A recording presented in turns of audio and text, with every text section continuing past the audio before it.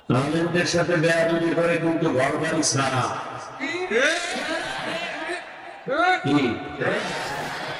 তোমরা যারা বেয়াদবি করার মন মানসিকতা নিয়ে ঘুরো, তোমরা যাত্রী রেডি রাখো, কোন সময় দৌড় দেওয়া লাগে হুঁশ নেই।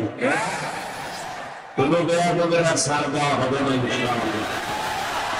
কোনো জালিমকে আর কোনো সুযোগ দেওয়া হবে না ইনশাআল্লাহ। কাপড়ের কাপড় রেডি রাখবেন, যখন আলেম ওলামা ডাক দিবেন আবার ময়দানে আন্দোলন করে জালিমের বিরুদ্ধে। খালি আওয়ামী লীগ আর বিএনপির দিকে তাকায়েন না, আপনারা ব্যক্তি হিসাবে যারা আলেমের বিরোধিতা করেন রেডি থাকেন, আপনার কখনো দুর্দশা আছে। ফেসবুকে যারা লেখেন মরার আগে মরা লাগবে, রেডি থাকেন। আজরাইল আসার আগে আরেকটা মরা আছে, দুই করলে বেকার শেষ। আল্লাহ হেদায়েত দান করুন।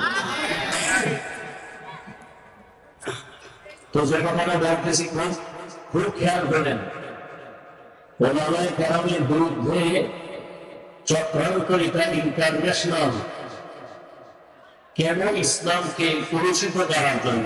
যেমন আমাদের দেশে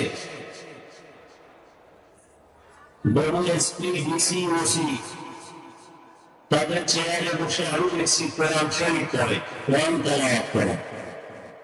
এসপি সাহেব, আপনি কি আলাদা কোরআন শিখছেন? এসপি হওয়ার পরে কোর্স চালানো না কেন? কোরআন শিখলেন কোথার থেকে? বলে বক্তব্য। কোথায়? বক্তব্যে পাঠাইছিলেন, ওই সময় কোরআন শিখে ফেলেছে। বাংলাদেশে দাঁড়ায় কোনো রাস্তি, কোনো বেগমান, কোনো এহুদি, কোনো খ্রিস্টান, কোনো হিন্দু জায়গায় বক্তব্য বন্ধ করে নেয় না। কোথায় বলবেন? সিরিয়াসলি জ্ঞান করবেন, কথা বুঝেন।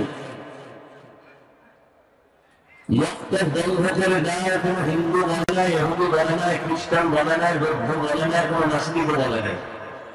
এমন আকাম ঘটাইছে অটোমেটিক বক্তব্য বন্ধ হয়ে গেছে। কি করছে তারা? সকালবেলা যেন বক্তব্যে ঢুকতে না পারে, সকাল থেকেই স্কুলের আয়োজন।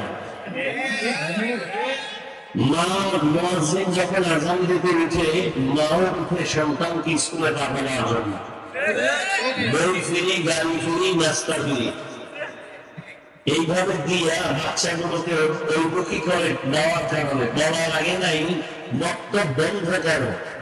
তাদের অপকৌশলে বক্তব্য বন্ধ হয়ে গেছে। আমরা মুসলমানের হুঁশ নেই। কিছু মুসলমান বুঝে না যে আলেমের বদনাম করলে দিন শেষে ইসলাম খাতে হয়।